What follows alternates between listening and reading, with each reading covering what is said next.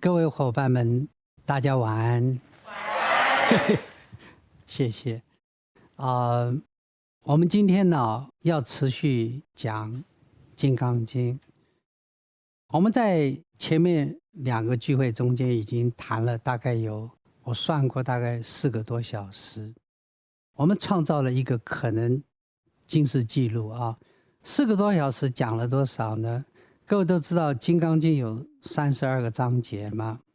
那第1个章节法会因由分第一。好，我们在前面4个多小时讲到的是，如是我闻，一时佛在舍卫国祇树给孤独园与大比丘就停止了。但我邀请诸位把礼拜6原本应该享受家庭生活享受娱乐的好时光来放在这个地方。那我们能不能给各位真的在生命中带一点什么？如果今天各位假设听了《金刚经》以后呢，回家呢，《金刚经》是《金刚经》，我又是我，再滚入滚滚红尘中，那我就输了。所以我就想说，怎么样子能够让各位真正能够去理解《金刚经》，这对我讲绝对是一个挑战跟功课。那各位都知道，其实你如果打开电脑，像 YouTube， 你会听到很多人讲《金刚经》，有些人讲的真的也很好，很入味。但是经常对于一个不熟悉的一个非佛教徒或者刚入门的，听了以后会有点蒙查查，搞不清楚状况，所以听了好像很棒，但是又不知道真正是什么意思。然后在听的时候一阵子空，感觉很宁静。一听完了到社会里面又开始变成什么都有了。所以《金刚经》是《金刚经》，我是我，听也是白听。所以这就是为什么往下，我想如果我猜测的不错，到今年年底都讲不完。那我也希望在分享的过程中陪伴各位，尽我的能力。我也许讲的不是很好，我尽我的能力能够帮助陪大家一起深入，让你欢喜的去领受到底《金刚经》讲的是什么，能够真正的理解。2，在过程中间你的心打开了，然后你生成有一个更高洁、更神圣的，我们叫做自信，它升起了。不是思想，是自信。你完全不必刻意的去批判、去研讨、去记忆我所讲的东西，你只是就像到花园里看着花园的花，就是这样子感受就好了。然后结束后也忘了它，进入社会里面，面对关系、工作、人群，看看《金刚经》有没有进入你的细胞里。如果有，就是我赢了。如果没有，你还是你，那就是我输了。所以我们不求快，我们求真正能够去理解更深入。我们在上一次我们谈比丘，佛教中间我们皈依以后专职就一辈子在佛家的修行，我们叫比丘。各位知道佛教有几个特色是很多宗教都没有的。上次我们讲了比丘化缘，很多宗教徒也有自己的工作但是比丘不是，他们不去工作，他们化缘。那原因我讲过了，那化缘的特色我也大概讲得蛮清楚。我现在要讲第二个特色，其实蛮有意思的。我在准备这个特色的时候，其实我满心欢喜，我觉得有好多可以分享的部分。这是什么呢？就是戒律。各位知道，佛教的戒律跟很多宗教比是非常的严密，而且它深入广泛，很有特色的。所以我等一下，我想花下一个部分的时间来跟各位深入讨论戒律。各位知道佛家的戒律怎么来的吗？当初佛陀在传法的时候，并没有立文字，也没有所谓的戒律。后来涅槃了以后呢，因为他的教法在当时蛮得到当时在印度很多人的这种崇敬跟喜爱，所以很多人就皈依了，做了佛教徒。慢慢的呢，这个僧团的佛教徒的人数是越来越多。那时候去领导僧团的领导人叫做摩诃迦叶。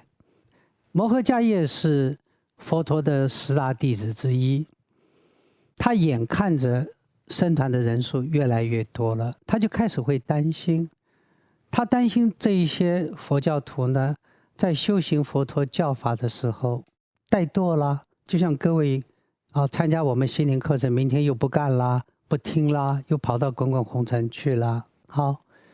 也担心说他修行的这个方法上有偏颇。基于这个理由，再加上僧团当人数变多的时候，内部就会慢慢有和谐上的议题，也包括社会上对于佛教的这个观感，会不会偏颇掉？所以这时候摩诃迦叶就会想说，他必须要为这个佛教能够设定某种规范。在这个情况下呢，他就在舍卫国的王舍城外有个叫七叶库，就总共是500个僧侣集结起来，这个叫做第一次七叶库集结。在这个集结中呢，他们就送出律藏。在这个时节，他们就来总体这些比丘们呢，就设定了这个比丘的戒律。那这个设定完了以后，当然佛教因为一直在分裂演化，慢慢当然戒律也会有所变动。那后来在原始分裂中分成了大乘跟小乘。各位对佛教有了解，大乘跟小乘，那大乘就往北传到中国去。五代十国的时候，在中国对于戒律所依凭的是什么？那时候在唐朝盛行一个叫四分律。那在这个四分律中间，就明确的就定了比丘的戒律跟比丘尼的戒律。各位有看过比丘的戒律有多少吗？250条。好多哈。那比丘尼就更多了，348条。男女不平等。有趣哈。那对于女子为什么有这么多的戒律？我是没有细看，但是我一听说200-300条，我就知道那是高难度的。好，这个还不算，这个戒律中间，你如果仔细去看这些戒律，它已经是涵括到整个生活面的不同面向。它包括你在修行佛法的时候的一些规范，包括譬如说在佛教活动中的仪轨，细节的仪轨，包括这些比丘呢，在日常他的行为、他讲话，还有在心念上的一切细节的规范，非常严密。那这样子的规范，可见的，如果去做一个比丘跟比丘尼，真的是大家都要去鼓掌说不简单。对于比丘是非常的严格，那对于在家居士呢，像我们中间很多修佛的嘛，举手。修佛的，好，那你可以叫做在家居士，家里都有摆个佛像嘛，有吗？有摆吗？好，在家居士，在家居士相对就少多了，它有蛮多，有五戒啦，有十善啦等等。那我来等一下跟各位讨论一下这十善，十善就10条。你不要看这10条好像不多，我等会跟各位分享一下。我们来看戒律。你知道看戒律是个很有趣的东西，我们不只在看佛教，我们来看人生，好不好？这个十善呢，只有10条。那这个10条中间，它其实看起来不多，它涵括的范围非常广。各位知道吗？你是在家居士嘛，对不对？这10条最基本的你不得违反，那就不要讲和尚跟尼姑了哈。各位大概都知道嘛。五戒十善听过吗？哈，我们不妨来做一个一个一个来分享。第一条是不杀生，谢谢。第一条是不杀生，不杀生就是你不要刻意的去杀害动物。那我问各位一点啦，如果他讲不杀生，那吃荤算不算杀生呢？在家居士不一定要吃素哦，吃荤算不算杀生？要不要试试看？吃荤，有些人说算，有些人说不算。对，那如果大家都不吃荤的话，是不是就不杀生了？如果大家全体不吃猪，猪是不是就不会被杀？所以间接也是杀生嘛，不能因为不是我杀的与我无关。我去买肉，付个200块买了半斤肉，好像也算杀生，不是吗？是不是？就间接杀跟直接杀有什么差？你跑去跟你的管家讲说买2斤猪肉，事实上也是啊，不是吗？不杀生。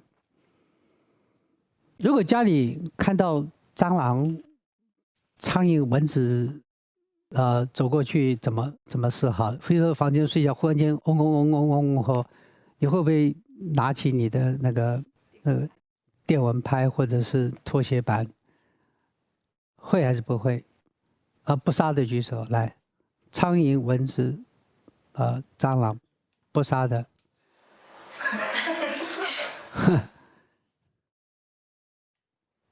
有医生哈，高难度吧？老鼠杀不杀？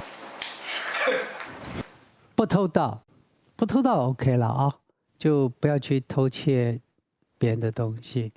但如果说今天我利用我在某种思想的计划下布局，在一个不是列定法律偷盗的情况下，其实我去占到人家便宜，从工作啦或者从某种关系，算不算偷盗？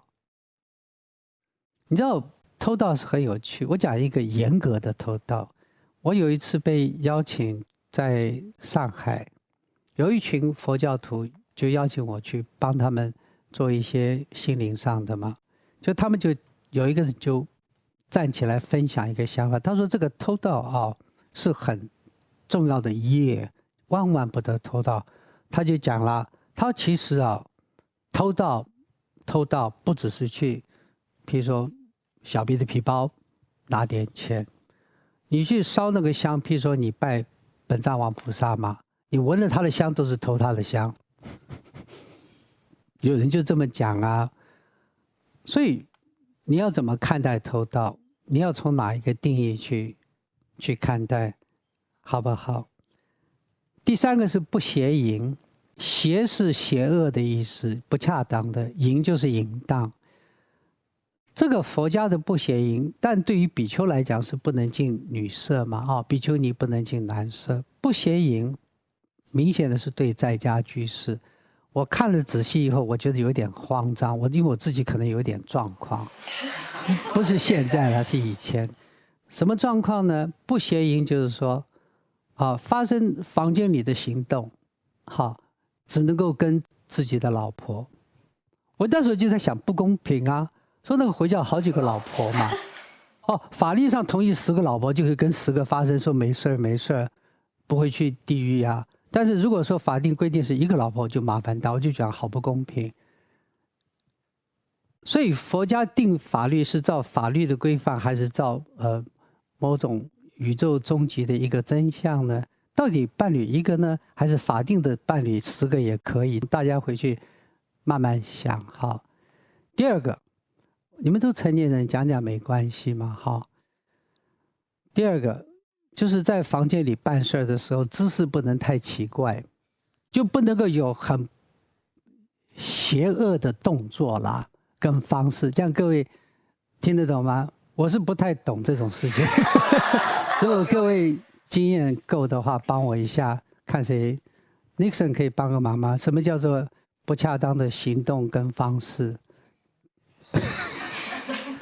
这是戒律。我觉得这里有很多啊，以后我们因为马拉松会有机会讨论的。我不打算谈对错跟批判，我想让各位去理解啊。第3个就是说，不能够使用不恰当的工具。这点我也不太懂，各位知道有什么工具在房间里面不恰当吗？那第4个是不要手淫啦，哈，就是说，如果你的伴侣帮忙可以，但自己帮自己不太好，好，这是一条。还有一个就是不能意淫。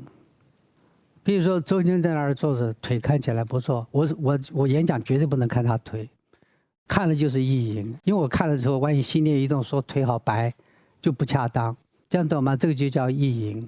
所以喜欢看帅哥美女都不行啊。你如果看了帅哥不是帅哥，心没有动；看了美女不是美女，心没有动。那看着低胸的时候也没有低胸，也没有看到有3峰3骨，都没看清楚，或者看了也没有感觉，像没看。这个就没有意义，如果看了有感觉就是意淫，所以你看，这个麻烦是有一点大嘛。讲到这个点为止，我不怎么好，对啊，所以做在家居士也不是很容易。好，下面有4个是跟口业有关的，不妄语。妄语就是讲话都是讲一些虚伪的、欺骗的话哈。我们有没有讲虚伪欺骗的话？一个病人病得快要死了，你一进去说：“哎呀，你看你的脸铁青铁青的，瘦成这个样子，是不是医生说你也差不多了？”很诚实啊。那你说：“哎呀，没有关系，其实我看你好了机会很大。”那你不是欺骗吗？我想佛家没有说一定这么严格吧？啊，但是你知道，一个人诚实也挺麻烦的。一个人明明干了错事，你还说你未来会改进的，其实你很生气啊，是不是？但是你要诚实吗？其实你是生气，但你还竟然跟他说你比上一次进步。上次你每周骗人2次，这次你骗1次，所以你不错。欺骗，不欺语，就是说话不说一些那种轻浮的啦、不正经的花言巧语，哦。这个还好吗？各位大家心里听了有没有一点紧张？不恶口，不要说一些粗暴的啦、恶毒的啦、诅咒的啦，这样子的言语，好去伤害别人。2个舌头啊，挑拨离间、伤害别人的这种感情，好不好？那我刚刚讲了7条了吗？听到最后，各位觉得有资格做在家居士不犯戒的举手。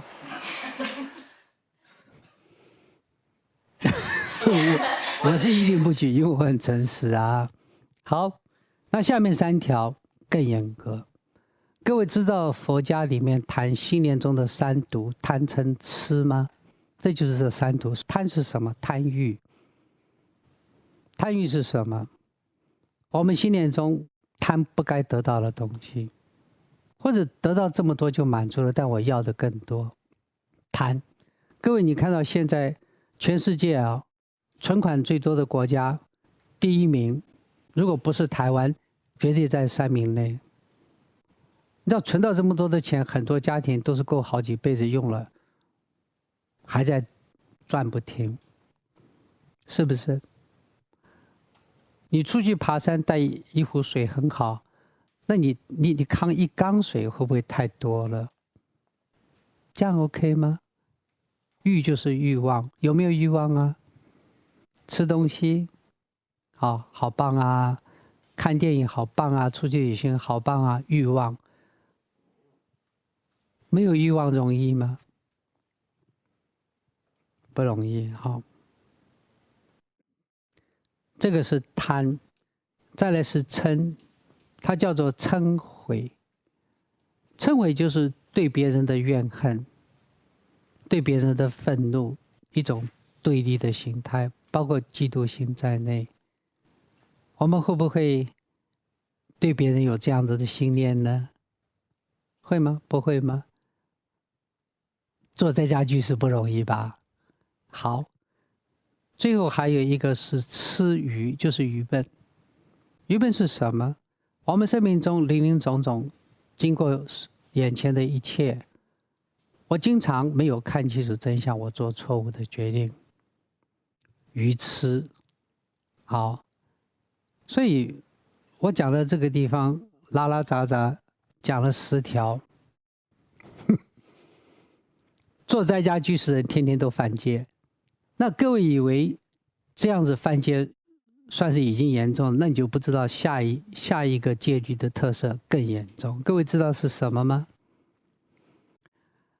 如果今天我们在行为上不犯戒，我没有偷哦，我也没有跟你讲脏话哦，但是我心里犯戒。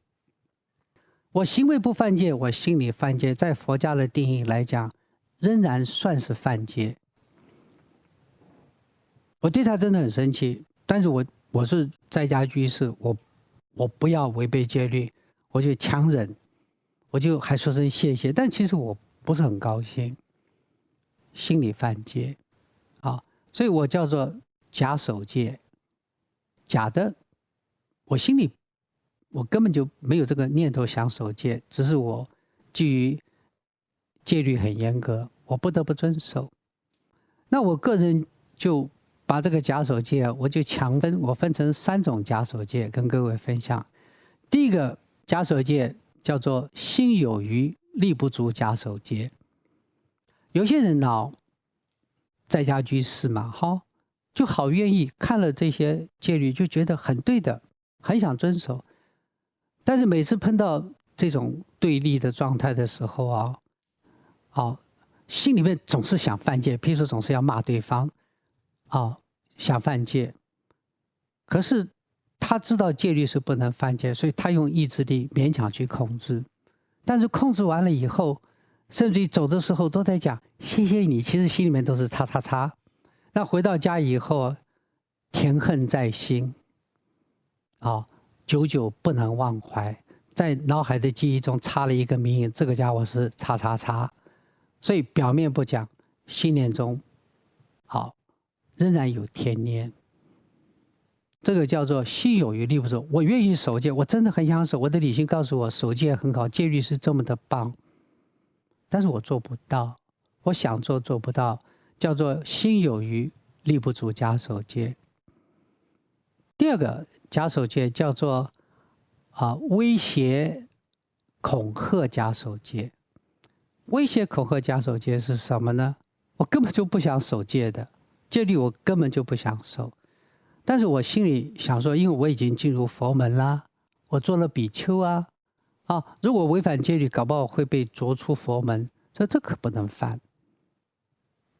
那另外一个就是说，这个如果今天我犯口戒啦，犯了身戒啦，我到时候我可能会去六道轮回。哇，六道轮回难得这一世还是人，算不错了。想想看到蟑螂或者畜生道恶鬼道我会怕所以我就基于这个理由我打算守戒。我举例来讲吧，比如说有一个年轻和尚，他为什么进佛门呢？因为他被女朋友抛弃了，他的爱走掉了，跟着某个男生，他很痛苦他觉得人生无趣他要了断缠身的方式就是进入佛门，所以他就消法皈依，就进了佛门。进了佛门以后啊，每次看到外面人家大鱼大肉吃，就好想吃，但是又不敢吃，又想吃又不敢吃。好，算不算守戒呢？好，这是一个大家值得去好好去想的议题。好，还有一个我叫做道貌岸然假守戒。有一些人基于他是社会上的一个领导阶层的一个很高阶的人，或者他是某个宗教的领导者，他基于他高高在上，他不得不呈现一个端庄修行高深的样子，所以他守戒，但是心里面都是叉叉叉坏坏坏。我不是在指定某一个人，我只是说当这个现象发生的时候，这个守戒就是假的，好吗？那佛家里面讲的这个可真严格嘞，各位听到这里后有没有心里面开始一种恐惧心在升起，说那这样子来讲，我这个佛教我可是修不起来了。好，今天佛家在讲，道家也讲一样的话。你知道老子在《太上老君说常清净经》这本经书里面，他讲过类似的一段话，这段话很重要。我跟各位分享的意思告诉你说，我们生命中单纯就是行动在决定你的所作所为是真的吗？我今天讲这个东西不是只是跟你单纯聊天，我背后是隐藏深意的。我希望我们打开我们的心，看我们的人生。我是有目的的 ，OK， 咱们不会刻意浪费时间的。好，老子就说了：上德不德，下德直德，直德之者，不明道德。背得好吗？背了好多遍。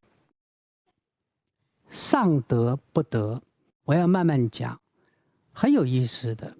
上德是什么呢？就是无上的道德。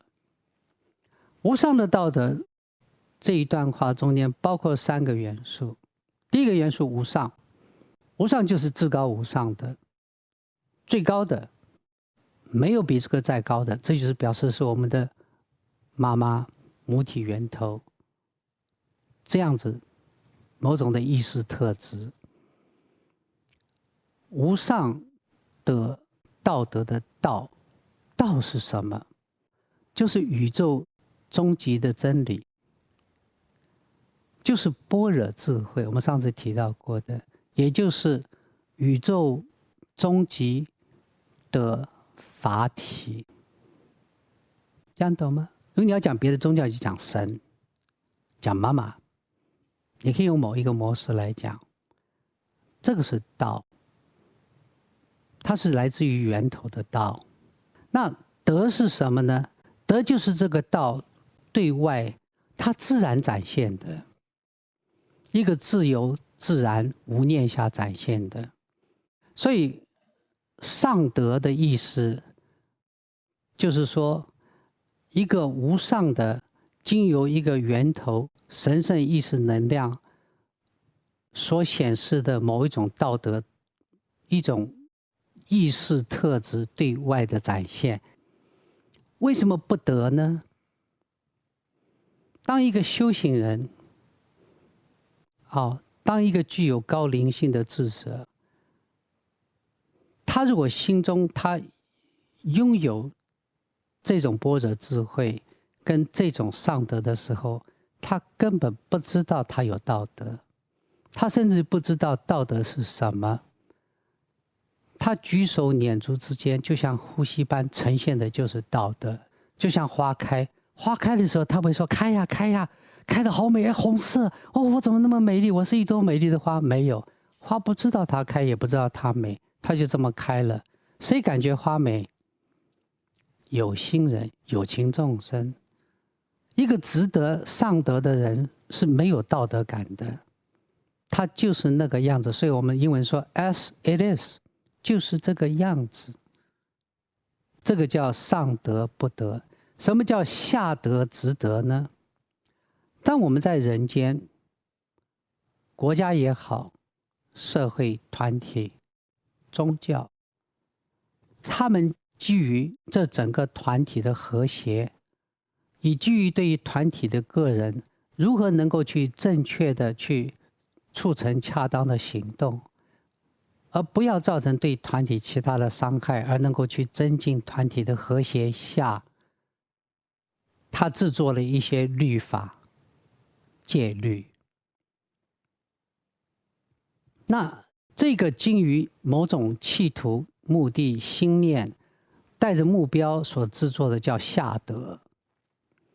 那然而，绝大部分的一般人在面对下德的时候，他并没有那个上德。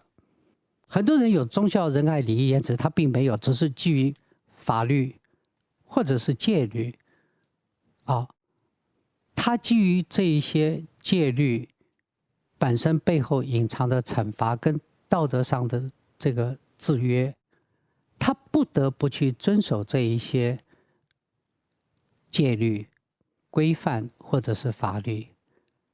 他必须要怎么办？他又没有，但是他又想，他要用很大的意志力强迫自己去做，所以他要执德，执就是手上拿着的意思。上德的人不知道他有道德，他就像呼吸般有那个道德；下德的人没有那个道德，他念念不忘要讲道德。比如说，某个人的腿好白，穿个短裙子，他故意整个晚上都不看那个腿。他想看，他不能看，他知道看了是犯色戒，他又好想看，他又不能看。